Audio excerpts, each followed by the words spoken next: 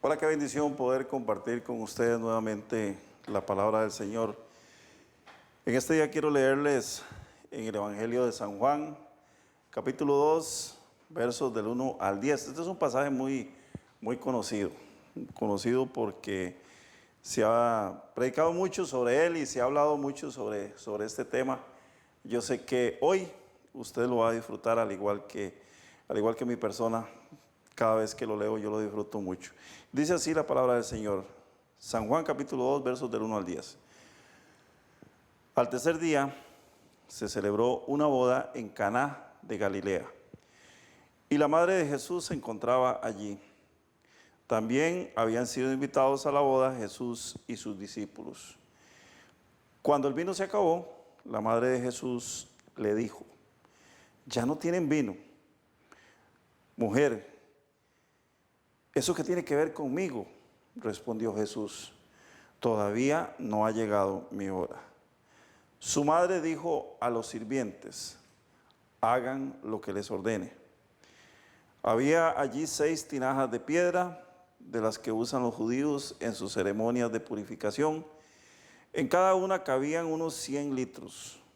Jesús dijo a los sirvientes: llenen de agua las tinajas. Y los sirvientes la llenaron hasta el borde. Ahora saquen un poco y llévenlo al encargado del banquete, les dijo Jesús. Así lo hicieron.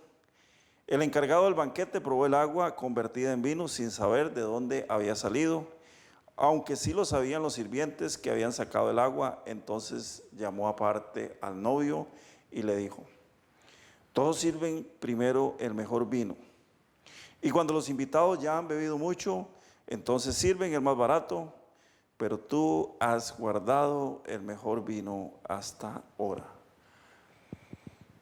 Muy interesante este pasaje porque, por lo menos en lo que respecta a los evangelios, nos vamos a encontrar que este es el primer milagro que se registra o que se le registra a Jesús en la Biblia, en los inicios precisamente de su ministerio.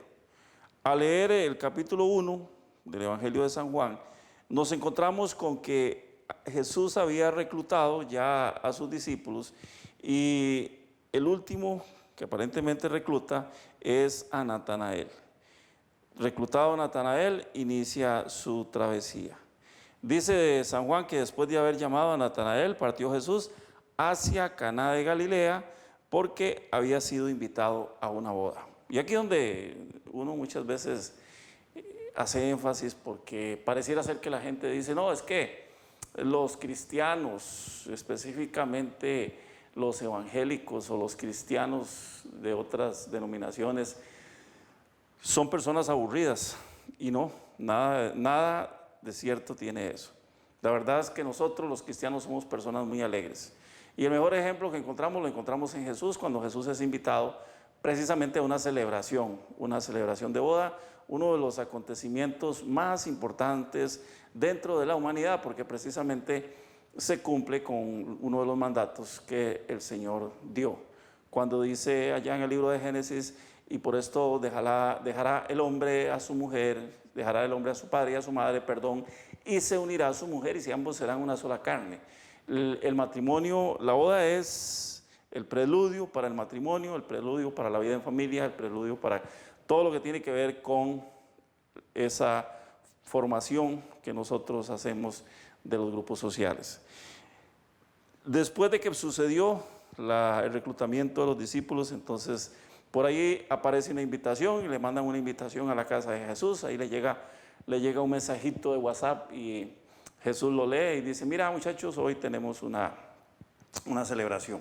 Hoy nos invitaron a ir a Caná y ahí vamos a tener fiesta, vamos a ir a gozarnos con las personas que están de fiesta, con el novio que se va a casar, con la novia y con todos los familiares.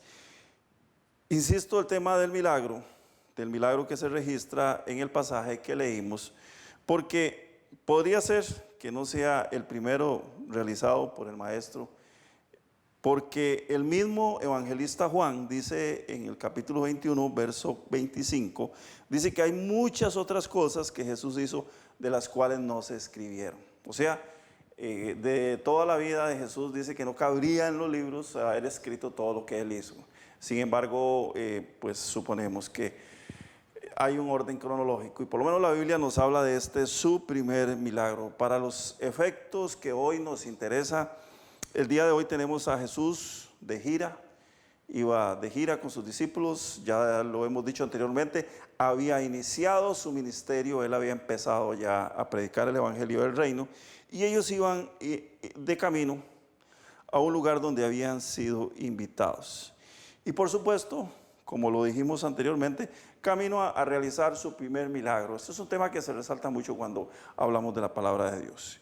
Y les decía, pues también se ha predicado mucho sobre este pasaje y los expositores suelen enfocarse básicamente en dos aspectos. Cuando leemos este capítulo 2 del Evangelio de San Juan, desde sus inicios he escuchado muchas predicaciones. Por una parte, la gente se enfoca en que aquí vamos a tener el primer milagro conocido de Jesús y también se pone énfasis en la forma sobrenatural con la cual Jesús hace que un elemento natural, que es el agua, se convierta en un producto elaborado por el hombre, vino. Esta transformación pues no deja de ser algo fuera de lo normal. Nadie va a vertir un poco de agua en un vaso y simple y sencillamente ya se convierte en vino, no, eso lleva un proceso. El vino proviene de las uvas básicamente, hay otras frutas de las cuales también se hace vino que nosotros conocemos hoy en día, pero en ese tiempo se hacía de la uva, el fruto de la vid. Y bueno, eso se produce de una manera milagrosa, porque de echar agua en unas tinajas de piedra, como dice el evangelista Juan, a que saquen de ahí ese líquido y lo prueben y sea vino, pues obviamente que es algo totalmente creativo, algo totalmente diferente. La gente pues se enfoca mucho en este tema. Algunos otros que se han atrevido a decir, yo pienso que movidos también por su religiosidad, aquellos que decían que Jesús nunca en la vida se había atrevido a probar un trago de vino, y mucho menos que tuviera alcohol. Entonces dicen que el vino no era vino, que no era vino de uva, sino que era jugo de uva sin fermentar, porque jamás Jesús se había tomado un trago de licor. Eso no tiene importancia, realmente eso no tiene importancia para el tema del cual estamos hablando. En el verso 7, Juan indica muy claramente que Jesús le dijo a los sirvientes, llenen de agua las tinajas, y los sirvientes lo llenaron hasta el borde, o sea, completitas. No cabe duda que al leer esto nos damos cuenta que el universo entero obedece ante una sola palabra de Jesús, y eso fue lo que sucedió con el agua de las tinajas aquel día. Recordemos que la misma palabra de Dios nos habla acerca de la preexistencia de Jesús. Desde el libro de Génesis hasta el libro de Apocalipsis se nos muestra a Jesús como el creador del universo, juntamente con el Padre y con el Hijo, teniendo una preexistencia antes de que las cosas conocidas sucedieran. Por ese motivo, hermanos, es que no debe asombrarnos de ninguna manera que Jesucristo el día de hoy continúe haciendo milagros creativos, de la misma forma que lo hizo hace más de 2000 años. Muchas veces la gente dice, ay, pero ¿cómo? Ya no, en este momento no pasan milagros. Claro que sí pasan milagros, y milagros creativos. En este día me veo obligado a contarles mi testimonio personal.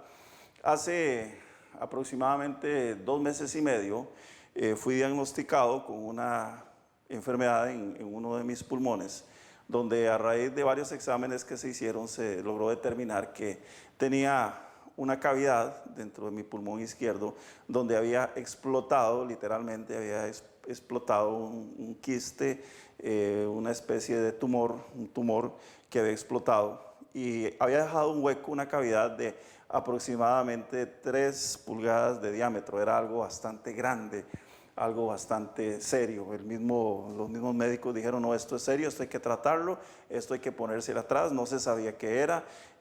Tuve muchos problemas serios, problemas de salud, problemas respiratorios. A raíz de todo eso, los médicos me pidieron que bajara un poco la intensidad del ritmo de vida que estaba llevando. Bueno, reduje ahí un poco de actividades y seguí con el tratamiento. sometiéndome a la voluntad de Dios. Un día yo le dije al Señor, Señor, aquí estoy, voy a aceptar tu voluntad, que sea como tú digas. Si me vas a sanar, daré gloria a ti, y si no me vas a sanar, también daré gloria a ti. La cosa es que fui sometido a varios exámenes y finalmente una cirugía donde se me practicó una biopsia. Y en esa biopsia se extrajo tejidos, se extrajo líquido de los pulmones y me hicieron varios exámenes, entre ellos un cultivo, para determinar de qué se trataba. E inmediatamente, bueno, inicié un tratamiento ahí con unos antibióticos que el médico me recetó, pero pasó el tiempo, salió el resultado del cultivo y el doctor me llamó para que fuera a San José. Estamos a unos 136 kilómetros de San José, para los que no saben, no conocen Costa Rica, y me trasladé allá. El doctor llega al consultorio, me pidió que me hiciera otra radiografía de tórax donde se pudieran ver los pulmones. Y cuál no sería la sorpresa que cuando el doctor abrió el examen, abrió la placa, el resultado de la imagen, se dio cuenta que ya no tenía absolutamente nada. Ese hueco que estaba ahí dentro de mi pulmón había sido sanado única y exclusivamente por el Señor, porque no hay ninguna otra explicación. Y así fue como sucedió. Un milagro creativo, un pulmón regenerado, totalmente regenerado, por la mano poderosa del Señor. Por eso es que yo les digo a ustedes, hoy en día los milagros siguen ocurriendo. Y aunque yo había visto ya algunos otros milagros creativos, pues en mi persona nunca había sucedido. Sé que hubo mucha gente orando por mí, sé que hubo mucha gente pidiendo por mi sanidad. Como les repito, le agradezco a todos ellos, como les he dicho, uno por uno, el que hayan orado por mí, pero también le agradezco infinitamente al Señor y doy gloria y honra al Señor, porque esa fue mi posición desde el principio. Si tu voluntad es sanarme, te daré honra y gloria, y si es no sanarme, también te daré honra y gloria, y estoy dándole honra y gloria al Señor por esa sanidad. Y bueno, siguiendo con el texto y con mucha alegría, con mucho gozo, viendo lo que Jesús hace en ese lugar, ahí nos damos cuenta que luego que suceden todas estas cosas, el encargado de la fiesta se lleva, por supuesto que una tremenda sorpresa. El hombre ese conocido como el maestresala, que era lo que en estos tiempos podríamos nosotros llamar el maestro de ceremonias. Y este hombre no entiende qué es lo que está pasando, no tiene la más remota idea, no se había dado cuenta que era lo que había hecho Jesús, ni conocía probablemente quién era Jesús. Pienso que se le acerca al novio y tal vez de una manera sarcástica, así me lo imagino, llega y se le arrima con mucho cuidado y le dice, mi amigo, ¿qué está pasando aquí? ¿Qué está pasando? Porque todos sirven, al final de la fiesta, todos sirven el vino de menor calidad, entiéndase, el vino más barato, el vino que habían comprado precisamente para ese momento, tal vez el que tenía más alcohol, el más de menor sabor, el más insípido, sin el debido proceso de añejamiento como debe ser el vino, cuando casi todos las personas que están compartiendo la fiesta están casi borrachos y no se van a dar cuenta de la calidad. Le dice, sin embargo, te has reservado el mejor vino, el más bueno de todos para este último momento. Y hermanos, esto causó una gran sensación, porque incluso los que se dieron cuenta de lo que había pasado ni siquiera comprendieron cuál era la realidad del asunto. Lo que sucede hoy en día es que no es el milagro que Jesús hizo lo que quiero que nos enfoquemos, sino más bien en el mismo verso 10 de ese pasaje. Estamos en el Evangelio de San Juan capítulo 2, cuando dice, verso 10, y le dijo, todos sirven primero el mejor vino, y cuando los invitados ya han bebido mucho, entonces sirven el más barato. Pero tú has guardado el mejor vino hasta ahora. Y este es el pasaje, hermanos, que generalmente más hablamos, más comentamos de un milagro creativo, de un milagro que nos está llevando precisamente a que entendamos acerca de las oportunidades que Dios nos da, más que esa creatividad que tuvo Dios, esa desprendimiento y ese momento hermoso donde dice a esta gente le voy a dar algo diferente. Más que eso, Dios quiere que nosotros nos enfoquemos en que Él tiene para nosotros más oportunidades, mucho más oportunidades en nuestra vida mientras estemos en vida sobre la tierra. Oportunidades, por supuesto, en las cuales debemos guardar una estricta guianza por parte del Espíritu Santo. Nada es el hombre caminando por la vida sin la presencia del Señor. Sin el Señor no somos absolutamente nada. Por eso el salmista decía, ¿a quién iré, Señor? ¿A quién iré? Y el apóstol Pedro le dijo, Señor, solo tú tienes palabras de vida eterna. Necesitamos constantemente la guianza del Espíritu, porque sabemos muy bien que cuando Cristo parte, cuando Cristo se despide de sus discípulos, después de haber estado un tiempo con ellos, después de su resurrección, Él les dice, me voy porque ya llegó el momento que tiene que venir el Espíritu Santo, y el Espíritu Santo es el que nos guía a nosotros, los hijos de Dios. La historia del primer milagro registrado que hizo Jesús es muy conocida y sigue llamando la atención hasta nuestros días, pero sin embargo hay otro aspecto que el evangelista Juan toca, y es el tema precisamente de la segunda oportunidad que tenemos y que recibimos de parte de Dios. Y muchas veces la gente dice, bueno, Dios me ha dado una segunda oportunidad. Yo creo que todos los que estamos compartiendo este mensaje, usted me está escuchando, mi persona que lo está hablando, después de la era COVID también tuvimos una segunda oportunidad, porque fue un tiempo muy difícil, fue un tiempo donde la pandemia cobró muchas vidas, se llevó mucha gente, y entre esas personas pues pudimos haber sido cualquiera de nosotros. Yo particularmente estuve muy infectado con el virus con el COVID, y resulta que, bueno, el Señor también tuvo la amabilidad, la grandeza, la majestuosidad para con mi persona y me sanó. Así que situándonos en el escenario ese que encontramos, donde nos encontramos a una persona que está celebrando una boda, donde esta persona entra en angustia, entra en un cuadro de estrés porque de pronto se le acaba el vino y era la bebida que se servía a los invitados. Supongo que eso debió haber sido, por supuesto, que un caos para quien estaba celebrando la fiesta. Así que a partir del momento que llega y revisan las tinajas y se dan cuenta que no hay, el festejo entra en una etapa preocupante. ¿Por qué? Porque no hay vino para servir a los invitados. Y es precisamente aquí donde entra en escena Jesús. Cuando todo aparenta haberse acabado, cuando todo aparenta no tener solución, entienda esto, y esto es importante porque esto es lo que nos está mostrando el pasaje. Cuando todo aparenta no tener solución, entra en escena Jesús, y Jesús viene a cambiar la historia. Por supuesto, le da una segunda oportunidad al novio para que se reivindique, para que sirva no un vino de regular calidad, sino el de mejor calidad, el mejor vino en su fiesta de bodas. Y así, hermanos, como sucedieron los acontecimientos de aquella fiesta, es como el Señor actúa en nuestras vidas.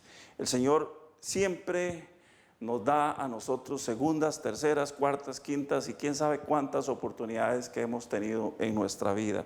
Siempre nos va a dar una segunda o una oportunidad más, y algunas veces oportunidades importantes para que hagamos de nuestra estancia aquí en la tierra un tiempo mejor. Y yo siempre insisto en esto, no sé si usted se lo ha preguntado alguna vez, porque es que cuando venimos a Cristo, si la palabra de Dios dice que en Cristo somos nueva criatura, que las cosas viejas pasaron y que todas son hechas nuevas, ¿por qué seguimos con el pasado, recordando nuestro pasado?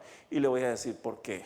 Porque el Señor no nos borra el pasado, precisamente para que nosotros entendamos, número uno, de dónde fue que Él nos sacó, qué fue el trabajo que Él tuvo que hacer en nuestra vida, y número dos, para que no volvamos a cometer los errores que habíamos cometido.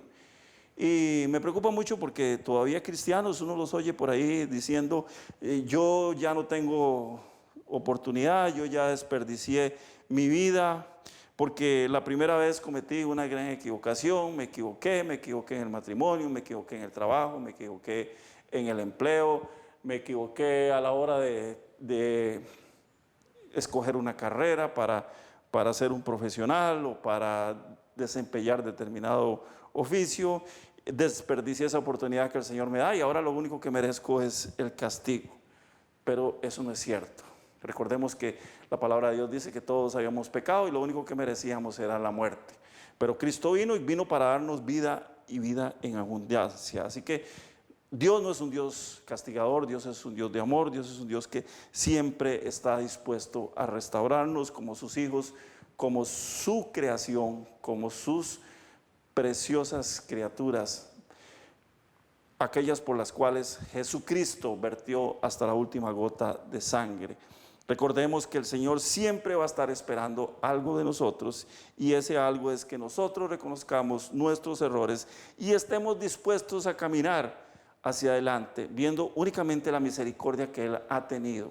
La palabra nos enseña que si nosotros reconocemos nuestros pecados y los confesamos, dice que Él, solamente Él, Dios es fiel y justo para perdonar nuestros pecados y para limpiarnos de toda maldad.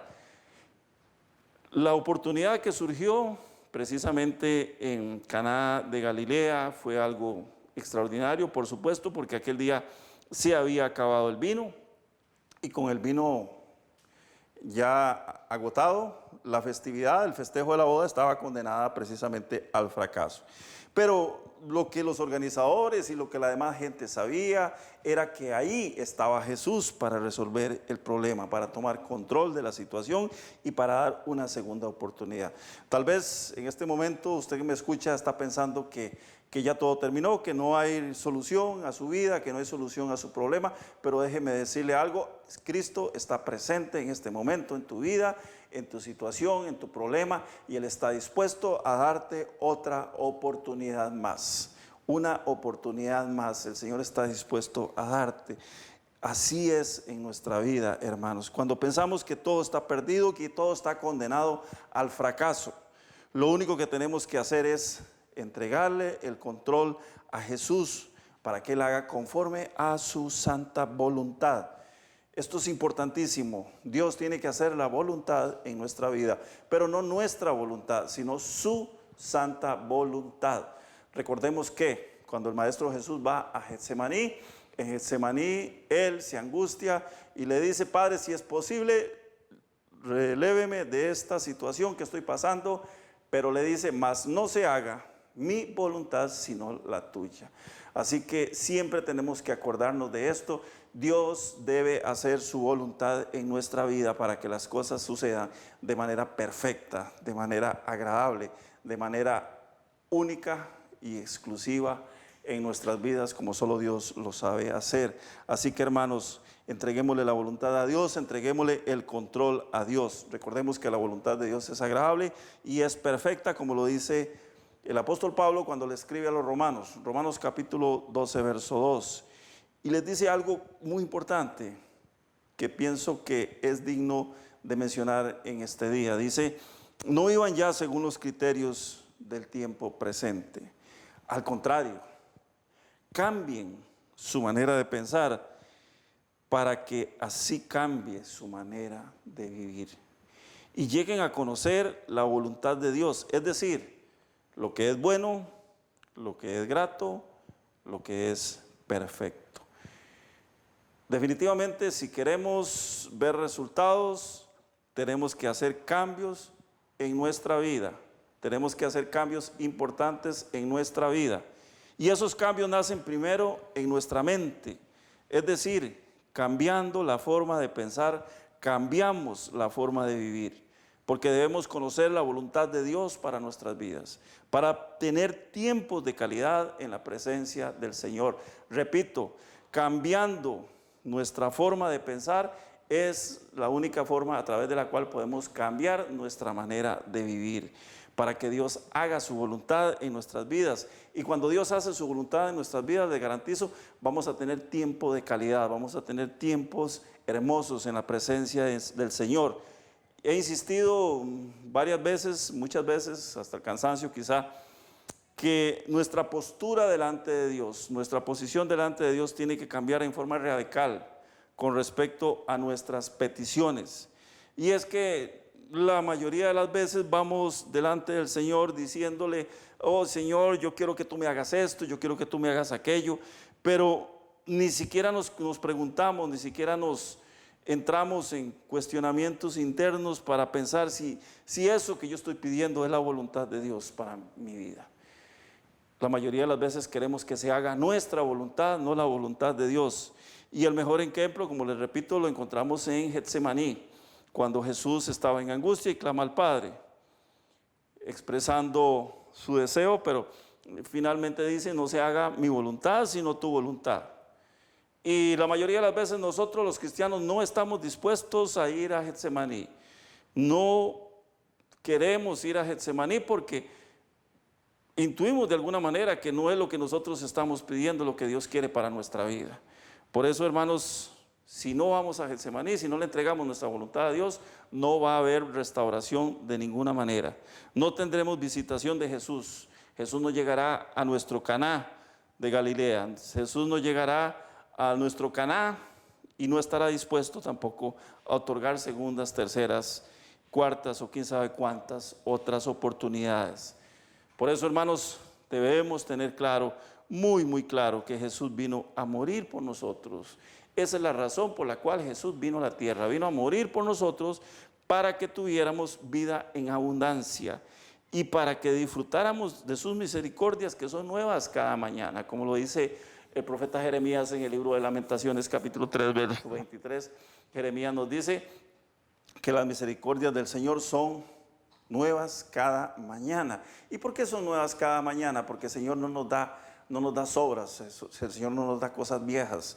El Señor le daba a su pueblo de Israel maná todos los días en el desierto y ellos tenían que levantarse todos los días en la mañana a recoger ese maná. ¿Y por qué tenían que hacerlo?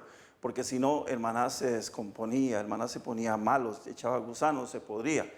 Las misericordias de Dios no se van a podrir ni van a echar gusanos, pero las misericordias de Dios son nuevas cada mañana, por una razón muy sencilla, porque todos los días Dios quiere que nosotros vivamos en perfecta comunión, en perfecta armonía con Él.